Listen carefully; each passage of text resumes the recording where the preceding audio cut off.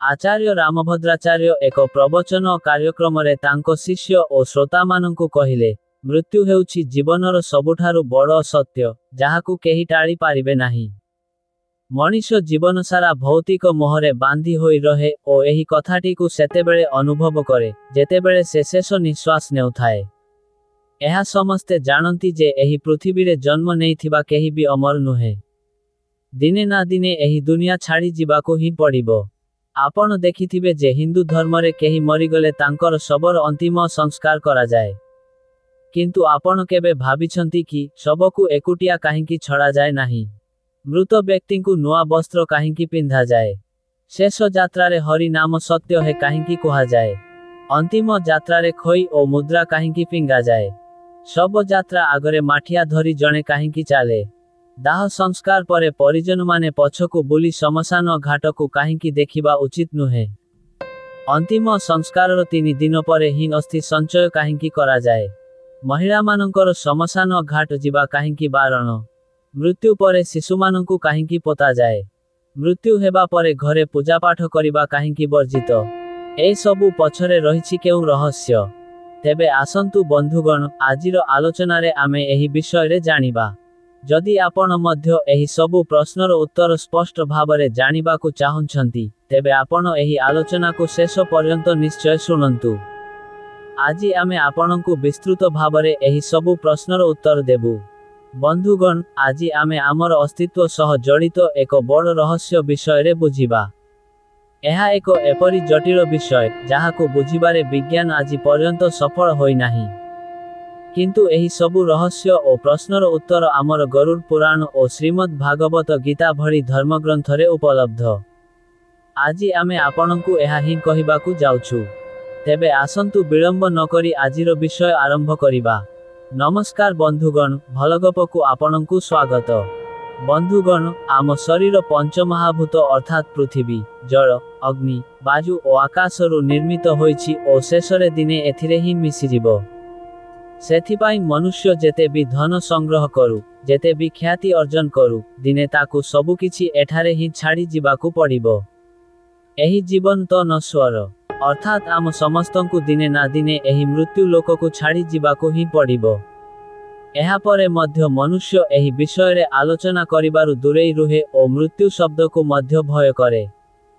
हुए तो सेथिपाई महाभारत काल रे युधिष्ठिर यक्षंकु कहिथिले, दुनियार सबुठारु बड़ आश्चर्य एहा हिं जे मनुष्य प्रतिदिन काहाकु ना काहाकु मरुथिबार देखे, किंतु स्वयं निजे मरिबा विषय रे से केबे भी भाबे नाही। जेतेबेले कि मृत्यु तो दिने तार भी हेबार अछि। बंधुगण, प्रथमे आमे एहा जानिबाकु चेष्टा करिबा जे मृत्यु हेबा परे मृत शरीरकु अर्थात शबकु एकुटिया काहेकि छड़ा जाए नाही। बंधुगण, आपण ओ आमे जेउ लोकरे रहु ताकु मृत्यु लोक कहा जाए। मृत्यु लोकरे मृत्यु परे अंतिम संस्कार सह जड़ित एपरि अनेक कथा अछि जाहा आमे जानि नाहु। मृत्यु लोकरु मृत व्यक्तिर शबकु विदा करिबार किछि नियम तयारी करा जाइछि, जाहार आधार आध्यात्मिक हेबा सहित वैज्ञानिक मध्य अटे। जदि आपण ध्यान देइथिबे तेबे जदि कौनसी व्यक्तिर मृत्यु सूर्यास्त परे हुए, तेबे तार परिजन राति पाहिबार अपेक्षा करंती और परदिन जाई हिं शबकु दाह करंती। जदि शबकु राति सारा रखिबाकु पड़े तेबे सेही समय रे ज्ञानी लोकमाने शबकु एकुटिया छाड़ंती नाही, बरं केही ना केही व्यक्ति शब पाखरे पूरा राति सारा रुहे और सकाळे दाह संस्कार पूर्ण हेबा पर्यंत शबर जत्न निये। बंधुगण, प्रथमे संक्षेपरे एहा जानि नेबा जे केउ परिस्थिति रे शबर दाह संस्कार करिबा उचित नुहे। गरुड़ पुराण रे एही कथार मध्य स्पष्ट वर्णना अछि जे एही 3टी स्थिति रे शबर दाह संस्कार को उचित समय पाई टाळी देबा उचित। 1. प्रथम परिस्थिति, जदि व्यक्तिर मृत्यु सूर्यास्त परे हुए, तेबे शबकु राति सारा घरे ही रखिबा उचित और परदिन सूर्योदय परे ही शबर दाह संस्कार करिबा उचित। अन्यथा आत्मा को सद्गति प्राप्त हुए नाही। 2. द्वितीय परिस्थिति, जदि कौनसी व्यक्तिर मृत्यु पंचक काल रे हुए, तेबे सेही व्यक्तिर घर, परिवार, कुल किंबा वंशरे 5 अन्य लोकंकर मध्य मृत्यु होई पारे। सेथिपाई धर्मशास्त्रर ज्ञानी माने एही समस्यार समाधान रूपरे अटा किंबा पवित्र सुखिला घासरु 5टी पुत्तलिका तयारी करंती। ଓ ସେମାନଙ୍କୁ ଶବ ସହିତ ହିଁ ଅର୍ଥିରେ ରଖି ପୁରା ବିଧି ବିଧାନରେ ପଞ୍ଚକ ଦୋଷ ସମାପ୍ତ କରନ୍ତି। ଏହାପରେ ହିଁ ଶବକୁ ମୁଖାଗ୍ନି ଦିଆଯାଏ। 3. ତୃତୀୟ ପରିସ୍ଥିତି, ଯଦି ମୁଖାଗ୍ନି ଦେବା ପାଇଁ ପୁତ୍ର ଉପସ୍ଥିତ ନ ହୁଅନ୍ତି ଓ ସେ ଯାତ୍ରା କରି ପହଞ୍ଚିବାକୁ ଥିବେ। ପୁରାଣରେ ଏହି କଥାକୁ ବହୁତ ହିଁ ମହତ୍ତ୍ୱପୂର୍ଣ୍ଣ ମାନାଯାଇଛି ଯେ ଯଦି ମୁଖାଗ୍ନି ପୁତ୍ରର ହାତରେ ଦିଆଯାଏ ତେବେ ଆତ୍ମାକୁ ସଦ୍ଗତି ପ୍ରାପ୍ତ ହୁଏ। ବନ୍ଧୁଗଣ, ଏବେ ବିଳମ୍ବ ନକରି ଏହା ମଧ୍ୟ ଜାଣିନେବା ଯେ ମୃତ୍ୟୁ ପରେ ଶବକୁ ଏକୁଟିଆ କାହିଁକି ଛାଡ଼ିବା ଉଚିତ ନୁହେଁ। ଯଦି ଶବକୁ କୀଟ ପତଙ୍ଗ, କୁକୁର କିମ୍ବା ବିଲେଇ ଇତ୍ୟାଦି ଦ୍ୱାରା କ୍ଷତି ହୁଏ, ତେବେ ଏପରି କଷ୍ଟ ଆତ୍ମାକୁ ଯମଲୋକର ମାର୍ଗରେ ମଧ୍ୟ ସହିବାକୁ ପଡ଼େ। ସେଥିପାଇଁ ପରିବାର ଲୋକଙ୍କର ଏହା ଦାୟିତ୍ୱ ହୁଏ ଯେ ସେମାନେ ମୃତକଙ୍କ ଶରୀରର ସୁରକ୍ଷା କରନ୍ତି। ରାତି ସମୟରେ ତାମସିକ ଶକ୍ତି ଅଧିକ ପ୍ରବଳ ଥାଆନ୍ତି। ଯେତେବେଳେ ଶରୀରରୁ ଆତ୍ମା ବାହାରି ଯାଏ ତେବେ ଶରୀର ନିର୍ଜୀବ ହୋଇଯାଏ। ଏପରି ସ୍ଥିତିରେ ଅନ୍ୟ ଖରାପ ଶକ୍ତି ଶରୀରକୁ ନିଜ ବଶରେ କରିବାକୁ ଚେଷ୍ଟା କରିପାରନ୍ତି। ଏହାର ସମ୍ଭାବନାକୁ ଶେଷ କରିବା ପାଇଁ କୌଣସି ବ୍ୟକ୍ତିର ମୃତକଙ୍କ ଶରୀର ପାଖରେ ରହିବା ଆବଶ୍ୟକ ହୋଇଥାଏ। ଅନ୍ତିମ ସଂସ୍କାର କରିବାର ଦାୟିତ୍ୱ ସେହି ବ୍ୟକ୍ତିର ହୋଇଥାଏ ଯିଏ ଶବର ଯତ୍ନ ନିଏ। ଏହି କଥାର ମଧ୍ୟ ସମ୍ଭାବନା ଥାଏ ଯେ ତନ୍ତ୍ର ମନ୍ତ୍ର କରୁଥିବା ଲୋକ ମୃତକଙ୍କ ଶରୀରକୁ ନଷ୍ଟ କରିପାରନ୍ତି, ଯାହାଦ୍ୱାରା ମୃତ ଆତ୍ମା ସଙ୍କଟରେ ପଡ଼ିପାରେ। ସେଥିପାଇଁ କୌଣସି ବି ତାନ୍ତ୍ରିକଙ୍କୁ ମୃତ ଶରୀର ପାଖକୁ ଆସିବାକୁ ଦେବା ଉଚିତ ନୁହେଁ। ବନ୍ଧୁଗଣ, ଗରୁଡ଼ ପୁରାଣରେ ଭଗବାନ ବିଷ୍ଣୁ ଓ ପକ୍ଷୀରାଜ ଗରୁଡ଼ଙ୍କ ମଧ୍ୟରେ କଥାବାର୍ତ୍ତାର ବର୍ଣ୍ଣନା ଅଛି। ଭଗବାନ ବିଷ୍ଣୁ କହନ୍ତି ଯେ ଯଦି ଏହି କଥାଗୁଡ଼ିକ ଉପରେ ଧ୍ୟାନ ଦିଆ ନଯାଏ ଓ ଶବର ଅନ୍ତିମ ସଂସ୍କାର ସୂର୍ଯ୍ୟାସ୍ତ ପରେ କିମ୍ବା ରାତିରେ କରିଦିଆଯାଏ ତେବେ ସେହି ବ୍ୟକ୍ତିର ଆତ୍ମାକୁ ଅସୁର ଯୋନି କିମ୍ବା ପିଶାଚ ଯୋନି ପ୍ରାପ୍ତ ହୋଇପାରେ। ଯେହେତୁ ଉତ୍ତରାୟଣ କାଳରେ ମୃତ୍ୟୁ ହେଲେ ଆତ୍ମାକୁ ସଦ୍ଗତି ପ୍ରାପ୍ତ ହୁଏ।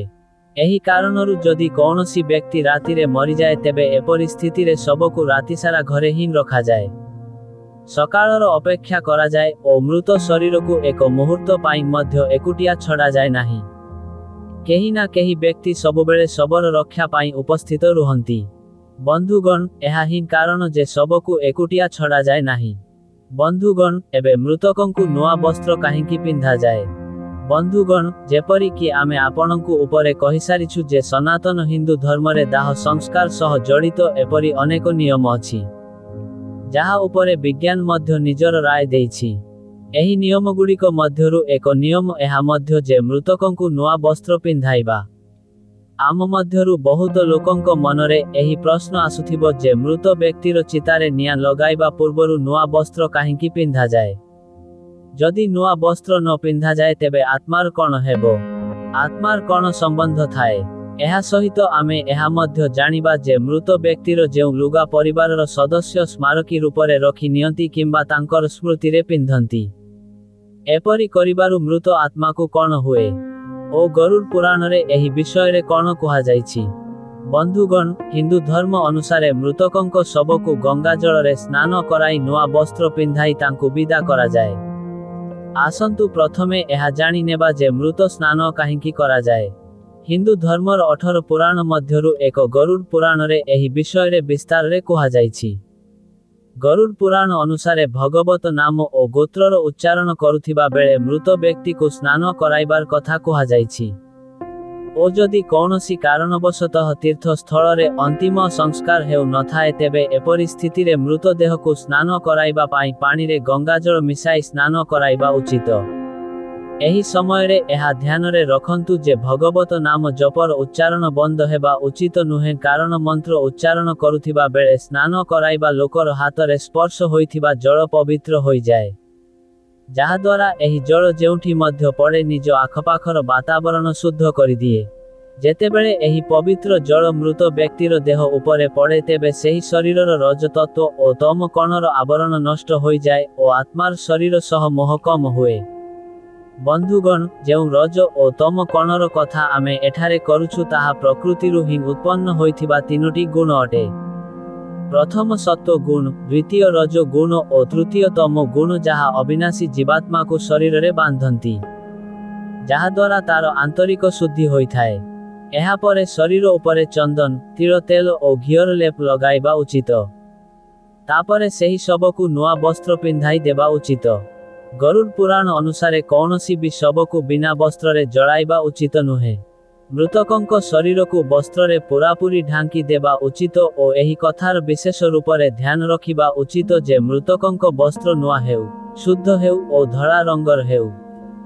ହିନ୍ଦୁ ଧର୍ମ ଶାସ୍ତ୍ରରେ ଧଳା ରଙ୍ଗକୁ ଶାନ୍ତି ଓ ପବିତ୍ରତାର ରଙ୍ଗ ମାନାଯାଏ। ସେଥିପାଇଁ ମୃତଦେହର ଶରୀରକୁ ଧଳା ଲୁଗାରେ ଢାଙ୍କି ଦିଆଯାଏ।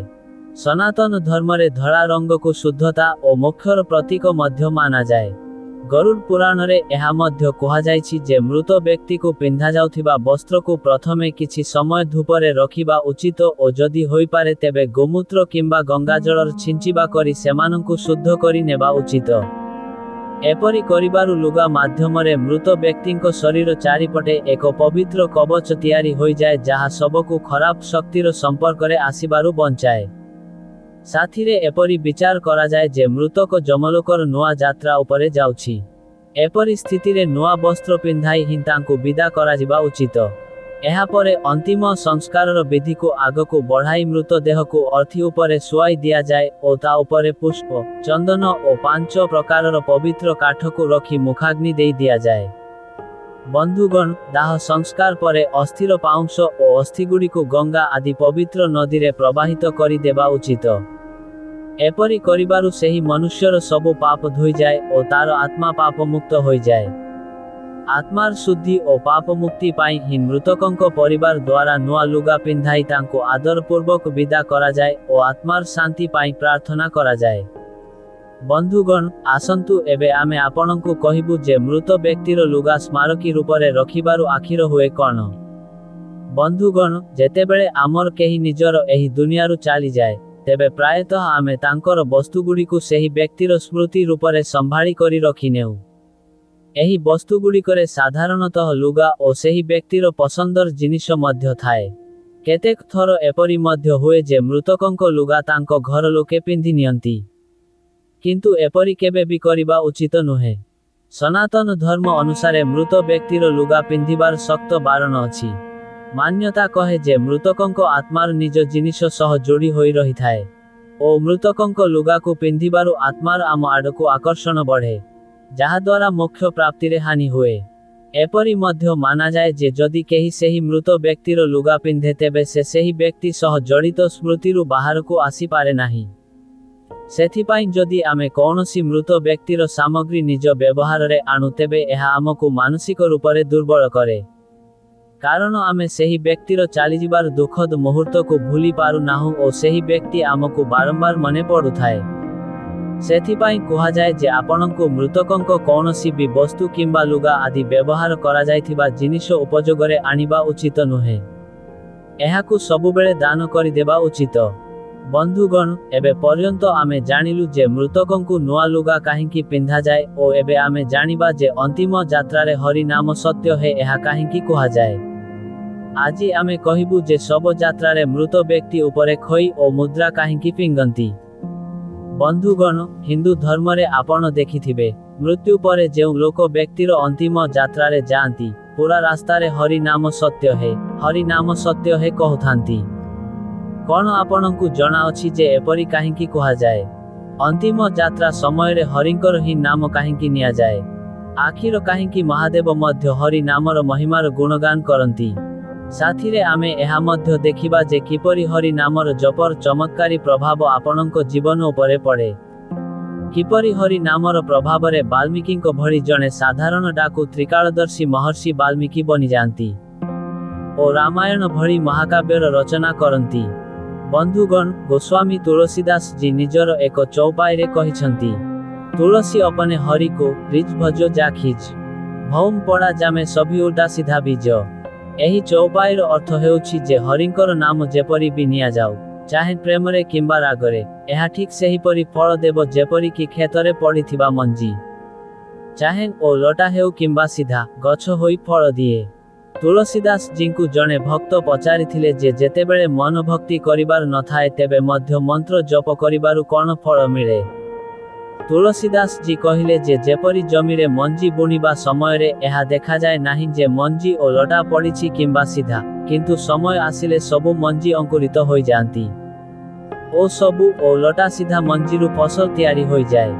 ସେହିପରି ହରି ନାମର ଜପ ଯେପରି ବି କରାଯାଉ ତାର ଫଳ ଅବଶ୍ୟ ହିଁ ମିଳିଥାଏ। बंधुगण पद्म पुराण रे एक प्रसंग मिले। थरे माता पार्वती महादेव को पचारिले जे आपण कहार ध्यान करंती। एहार उत्तर रे महादेव कहंती, हरि हरि हरि एति रमे हरि ए मनोरमे सहस्र नाम तो तुल्यम हरि नाम बरानने। एहार अर्थ हेउछि हरिंको नाम उपरे ध्यान करिबारु मोर मन हरिंकर दिव्य चेतनारे लीन होई जाए, जहा कि दिव्य अटे। एही हरि नाम विष्णु सहस्र नामर तुल्य अटे, अर्थात भगवान विष्णुंकर हजारे नाम सह समान। शिवजी माता पार्वती को निज साथी भोजन करिबार अनुरोध कले। भगवती पार्वती जी एहा कही टाड़ी देले जे से विष्णु सहस्र नामर पाठ करुछंती। टिके समय अपेक्षा करी शिवजी जेतेबेले पुणी पार्वती जी को डाकिले सेतेबेले मध्य पार्वती जी एही उत्तर देले जे से विष्णु सहस्र नामर पाठर विश्राम परे ही आसी पारिबे। शिवजी को शीघ्र थिला, भोजन ठंडा हेउथिला। अतएव भगवान शिव कहिले, पार्वती हरि हरि कह। शिव पार्वती जी को कहंती, पार्वती श्रीहरि नामर जप जागृत, स्वप्न और सुषुप्ति एही तीनोटी अवस्थारे करिबा उचित। पार्वती मुमध्य एही मनोरम हरि नामरे ही रमे। भक्त माने एबे जानिबा जे हरिर अर्थ कौन। हरिर अर्थ हेउछि प्रकाश, किरण और आभा। एही शब्द गुड़िकर मूलरे हरि अछि। ह अक्षरर अर्थ हेउछि आभा, ओरी अक्षरर अर्थ हेउछि मु किंबा मोर। जेतेबेले फेरी आसंती तेबे सेमाने हरि नाम को भूली निज निज दुनिया रे व्यस्त होई जानती ओ तार संपत्ति को प्राप्त करिबा पाई परस्पर भितरे लड़िबा को लागंती। एहा आगरे युधिष्ठिर कहंती जे प्रत्येक मनुष्य निज जीवन रे केबे ना केबे कौनसी ना कौनसीर अंतिम यात्रा रे अवश्य जाए। ओ हरि नाम सत्य है र नारा लगाए ही लगाए, परंतु शमशान घाटर बाहर को आसु आसु से यही सत्य को भूली जाए। मनुष्य एपरी माना जाए जे अंतिम यात्रा समय रे हरिंकर नाम कहिबारु मृतक जन्म और मृत्युर चक्ररु मुक्त होई जाए ओ ताकु श्रीहरिंको चरण रे स्थान मिले। एतिकी नुहे, शास्त्र रे एहा मध्य कहा जाइछि जे हरि नाम जप करिबारु मनुष्यर मनरे खराब विचार आसीबा बंद होई जाए। एहार प्रभाव रे मनुष्य खराब कर्म करिबा छाड़ी दिए और सत्यर मार्ग उपरे चालिबाकु लागे। हरि नामर जप करिबारु मृतकंको परिवार लोकंको मध्य मृतकंको भूलिबारे साहाय्य मिलिथाए। जेतेबेले भी कौनसी जनर मृत्यु हुए तेबे लोके बहुत निराश होई जानती। एपरी स्थिति रे एक हरि नाम ही सेही मंत्र जहा सेमानंकु दुखर घड़ीरु बाहर को बाहर करिबारे साहाय्य करे। बंधुगण आपनंकु जनाथिबो जे वाल्मीकिंको जन्म कैवर्त प्रजाति रे होइथिला। बाल्यावस्थारे ही जणे कोली तांकु चोरी करि नैथिला ओ कोली समाज रे ही तांकर लालन पालन हेला। कोली परिवारर लोक जंगलर रास्ता रे जाउथिबा लोकंकु लुटुथिले। रत्नाकर मध्य निज परिवार सहित डकायती और लुटपाटर काम करिबा आरंभ करिदेले। एक समय रे एक संथ मंडली जंगलरु जाउथिला। रत्नाकर साधुमानंकु लुटिबा और तांकर जीवन नेबार चेष्टा कले, किंतु साधुमानंकर तेजस्वी प्रभाव रे आसीबा परे तांको भितरे परिवर्तन आसिला। से निज कर्म पाई क्षमा मागिले और साधुमानंकु निज उद्धारर मार्ग बताइबार अनुरोध कले। साधुमाने तांकु सरस्वती नदीर तटरे हरि नाम जप करिबाकु कहिले। बंधुगण केवल हरि नामर जपरे तांको जीवन रे एपरी परिवर्तन हेला जे से त्रिकालदर्शी होई गले और श्री हरिंकर जन्म पूर्वरु ही से 24,000 श्लोकरे रामायणर रचना करिदेले। बंधुगण तो एहा थिला आमर हरि नामर महिमा। आमे एबे पर्यंत बुझिलु जे किपरि हरिंकर नाम आपनंकु भवसागररु पार करि पारे। आसंतु बंधुगण एबे जानिबा जे सब यात्रा रे खई और मुद्रा काहेकि पिंगा जाए। बंधुगण खई पिंगिबार कारण हेउछि समाज को शिक्षा देबा जे एहा अहंकार त्याग करिबार समय अटे। मृत व्यक्ति को सामना रे देखि समाज एही शिक्षा पाउ। खई को सांकेतिक रूप रे व्यवहार करा जाए, कारण जेपरि खई बाहरु फुली जाय थाए और चाप पकाइले सिकुडी जाए, ठीक सेही परि व्यक्ति जेतेबेले जियंता थाए तेबे अनेक जिनिस पाई बाहरु अहंकारी होई जाए, किंतु मरिबा परे से एक सब होई रही जाए। मुद्रा पिंगी एही संदेश दिया जाए जे जेउ इंसान सब यात्रार महत्व को गरुड़ पुराण रे एहीपरि लेखा जाइछि जे जदि कौनसी व्यक्ति कौनसी मृत व्यक्ति को कांध दिए तेबे सेही व्यक्ति को एक यज्ञ समानर पुण्य मिलिथाए। बंधुगण एबे आमे जानिबा जे मृत व्यक्ति को शमशान नेउथिबा समय रे तार अर्थी आगरे जणे व्यक्ति माठियारे कोण नेई चालंती। ଯାହାର ସମ୍ବନ୍ଧ ମୃତ ବ୍ୟକ୍ତିର ବିବାହର ଫେରାରୁ କିପରି ହୋଇଥାଏ। ଏହାପରେ ଆପଣ ଜାଣିବେ ଯେ ମୁଖାଗ୍ନି ଦେବା ପୂର୍ବରୁ ପାଣିରେ ଭର୍ତ୍ତି ମାଠିଆକୁ ତଳେ ପକାଇ ଭଙ୍ଗା କାହିଁକି ଯାଏ, ତଥା ଶବକୁ ଜଳାଉଥିବା ସମୟରେ ତାର ମୁଣ୍ଡ ଉପରେ ବାଡ଼ି କାହିଁକି ମରାଯାଏ। ବନ୍ଧୁଗଣ, ମୃତ୍ୟୁ ଲୋକରେ ଜନ୍ମ ନେଉଥିବା ପ୍ରତ୍ୟେକ ଜୀବଜନ୍ତୁକୁ ଏକ ସମୟ ପରେ ଏହା ହିନ୍ଦୁ ଧର୍ମରେ ବ୍ୟକ୍ତିର ମୃତ୍ୟୁ ପରେ ଶବର ଦାହ ସଂସ୍କାର କରାଯାଏ। ହିନ୍ଦୁ ଧର୍ମରେ ଜନ୍ମରୁ ନେଇ ମୃତ୍ୟୁ ପର୍ଯ୍ୟନ୍ତ 16 ସଂସ୍କାର ହୋଇଥାଏ ଓ ଏଥି ମଧ୍ୟରୁ ସବୁଠାରୁ ଅନ୍ତିମ ସଂସ୍କାର ହେଉଛି ଦାହ ସଂସ୍କାର, ଯାହା ବ୍ୟକ୍ତିର ମରିବା ପରେ ତାର ପରିଜନଙ୍କ ଦ୍ୱାରା କରାଯାଏ। ଏହି ସଂସ୍କାର ଅନ୍ତର୍ଗତ ବ୍ୟକ୍ତି ଏଠାରେ ଆମେ କହିଛୁ ଯେଉଁ ମାନ୍ୟତା ଅନୁସାରେ ଆତ୍ମାକୁ ମୁକ୍ତି ଦେବା ପାଇଁ ଜରୁରୀ ହୋଇଥାଏ। ଏହି ନିୟମ ବଡ଼ ବିଚିତ୍ର ଅଟେ। ଅଧିକାଂଶ ଲୋକଙ୍କୁ ଏହାର ସଠିକ୍ ଜାଣକାରୀ ନଥାଏ ଓ ଯଦି ଥାଏ ବି ତେବେ ଅଧା ଅଧୁରା। ଘର, ଯଜ୍ଞ, ପୂଜନ ଇତ୍ୟାଦିରେ ପୁରା ଜୀବନ କରେ। ଏମିତିକି ମରିବା ପରେ ମଧ୍ୟ ଏହି ଅଗ୍ନିରୁ ହିଁ ଦାହ ସଂସ୍କାର କରାଯାଏ। ପୁରୁଣା ସମୟର ଏହି ପ୍ରଥାକୁ ମାନ୍ୟତା ରୂପରେ ଆଜି ମଧ୍ୟ ଘରୁ ଅଗ୍ନି ଜଳାଇ ସୁଲଗୁଥିବା ଏକ କଣ୍ଡା କିମ୍ବା ଉପୁଲା ମାଠିଆରେ ରଖି ଶ୍ମଶାନ ନିଆଯାଏ ଓ ତାପରେ ଏଥିରୁ ହିଁ ମୃତକଙ୍କର ଦାହ ସଂସ୍କାର କରାଯାଏ। ଆସନ୍ତୁ ଏବେ କଥା ହେବା ଯେ ମୁଖାଗ୍ନି ଦେବା ପୂର୍ବରୁ ପାଣିରେ ଭରା ମାଠିଆକୁ ତଳେ ପକାଇ ଭଙ୍ଗା କାହିଁକି ଯାଏ। ବନ୍ଧୁଗଣ, ଅନ୍ତିମ ସଂସ୍କାର ସମୟରେ ଶବକୁ ଚିତା ଉପରେ ଶୁଆଇ ମୃତ ବ୍ୟକ୍ତିର ପୁତ୍ର କିମ୍ବା କୌଣସି ଅନ୍ୟ ପରିଜନ ପାଣିରେ ଭରା ଘଡ଼ା ନିଜ କାନ୍ଧ ଉପରେ ରଖି ଚିତା ଚାରିପଟେ ପରିକ୍ରମା କରେ।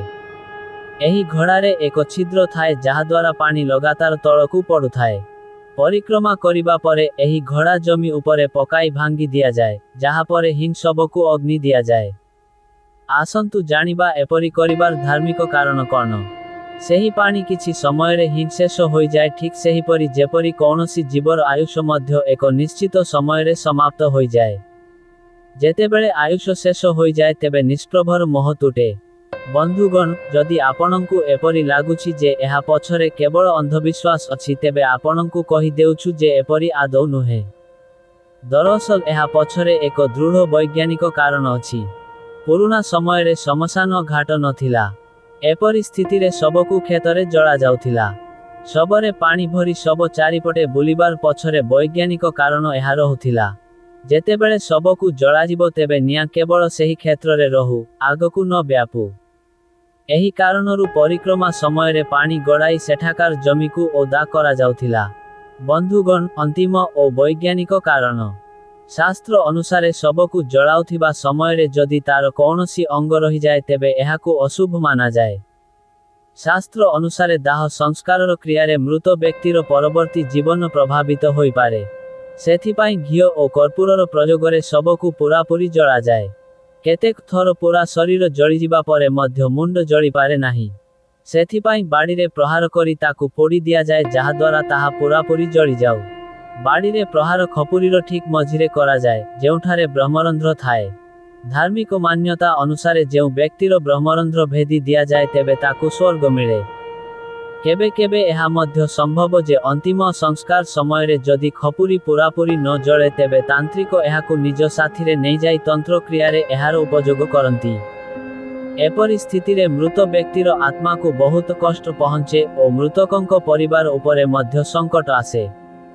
ବନ୍ଧୁଗଣ, ଏବେ ଆପଣଙ୍କୁ କହୁଛୁ ଯେ ମୁଣ୍ଡ ଉପରେ ବାଡ଼ି ମାରିବା ବିଷୟରେ ବିଜ୍ଞାନ କ'ଣ କହେ।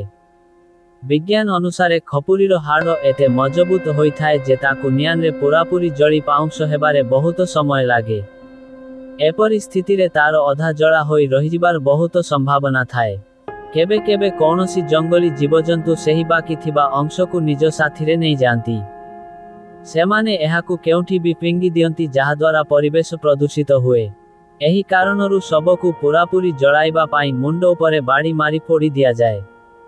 ଏପରି ମାନାଯାଏ ଯେ ଶବଯାତ୍ରା ଦେଖିବା ସୁଖଦ ଓ ମଙ୍ଗଳମୟ ଭବିଷ୍ୟତର ସୂଚକ ଅଟେ।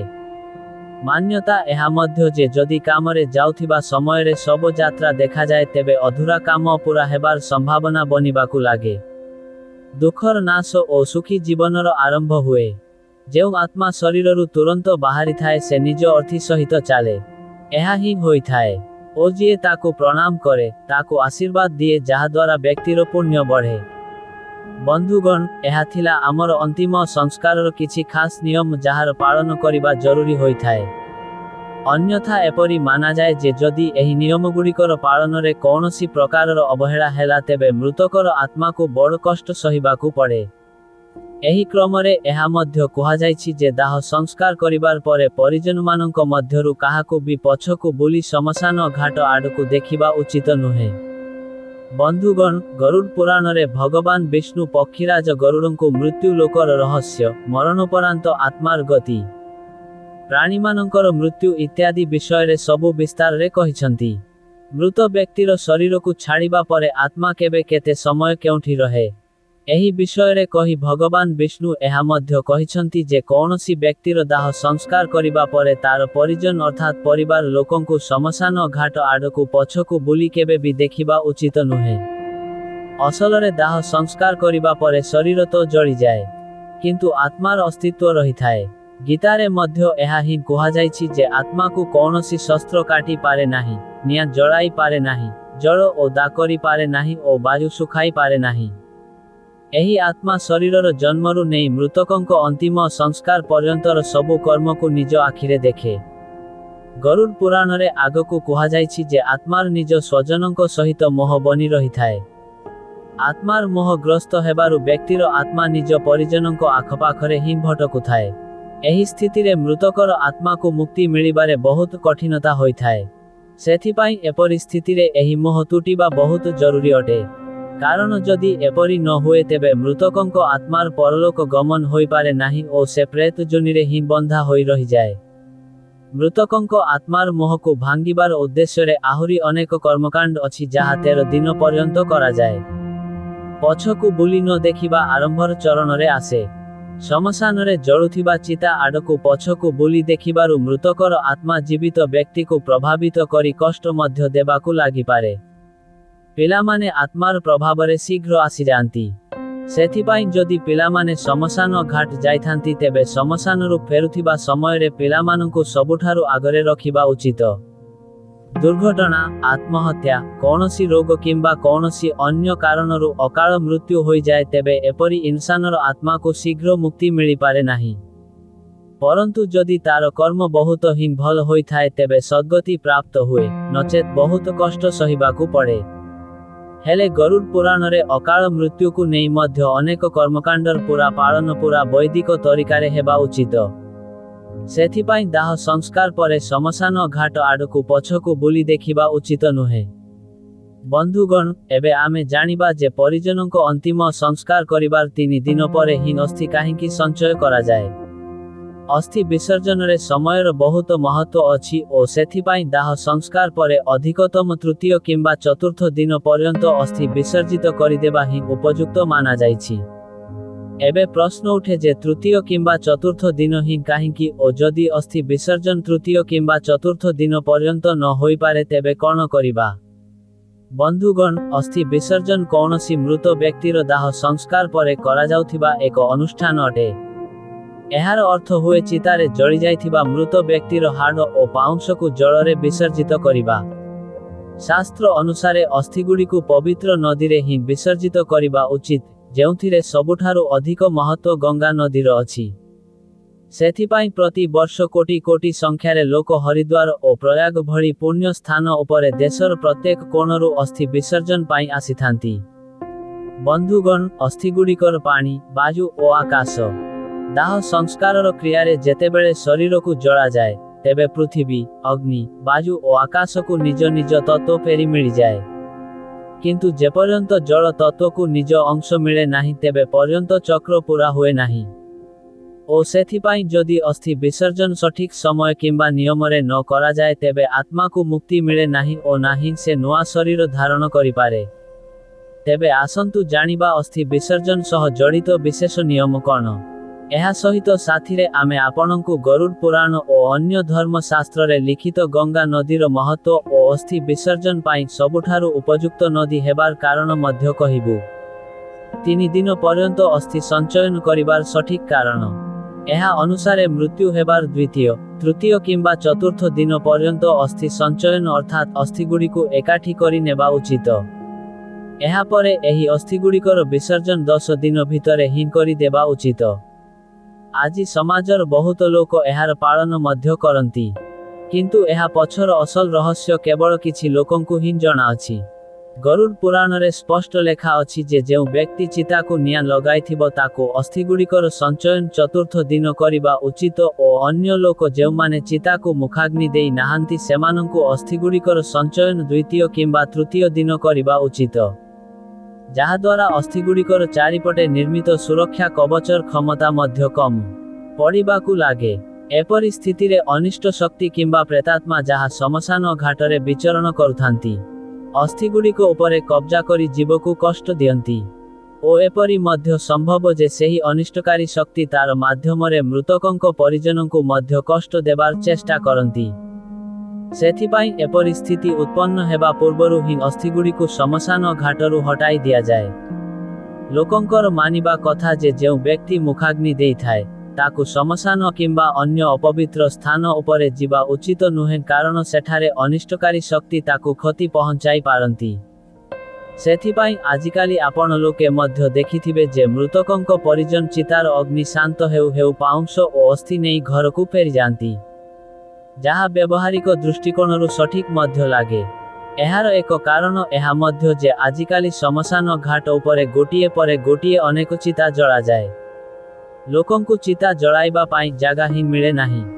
ସେଥିପାଇଁ ସମ୍ଭବ ଯେ ଯଦି ଚିତାର ପାଉଁଶକୁ 3 ଦିନ ପର୍ଯ୍ୟନ୍ତ ଛାଡ଼ି ଦିଆଯାଏ ତେବେ ହୁଏତ 3 ଦିନ ପରେ ନା ତ ଅସ୍ଥି ମିଳିବ ଓ ନାହିଁ ପାଉଁଶ, ଓ ଯଦି ପାଉଁଶ ମିଳି ମଧ୍ୟ ଗଲା ତେବେ ତାହା ଆପଣଙ୍କ ପରିଜନର ଅଛି କିମ୍ବା କୌଣସି ଅନ୍ୟ ବ୍ୟକ୍ତିର ପାଉଁଶ ସହ ମିଶି ଯାଇଛି ଏହା ଜଣା ହିଁ ପଡ଼ିବ ନାହିଁ। ସେଥିପାଇଁ ପୁରୁଣା ସମୟରେ ଅସ୍ଥି ସଞ୍ଚୟନ ପାଇଁ 3-4 ଦିନ ଅପେକ୍ଷା କରିବାର କଥା ତ ଠିକ୍ ଅଛି, କିନ୍ତୁ ଆଜିର ପରିପ୍ରେକ୍ଷୀରେ ଏପରି କରିବା ଟିକିଏ କଷ୍ଟକର ନିଶ୍ଚୟ। କିନ୍ତୁ ବନ୍ଧୁଗଣ, ଅସ୍ଥି ଏକତ୍ରିତ କରିବା ପୂର୍ବରୁ ଏହା ଜାଣି ନେବା ଜରୁରୀ ଯେ ଯେଉଁଠାରେ ଶବକୁ ଅଗ୍ନି ଦିଆଯାଇଥିଲା ଅସ୍ଥିଗୁଡ଼ିକୁ ସେଠାରୁ ଆଣିବା ପୂର୍ବରୁ ବିଧିବଦ୍ଧ ପୂଜା କରିବା ଅନିବାର୍ଯ୍ୟ ଅଟେ। ତାପରେ ଅସ୍ଥିଗୁଡ଼ିକର ସଞ୍ଚୟନ କରି ତାକୁ ମାଟିର ପାତ୍ରରେ ରଖି ଏକ ପବିତ୍ର ଲୁଗାରେ ଢାଙ୍କି ଗଙ୍ଗା ଘାଟ ନେଇଯିବା ଉଚିତ।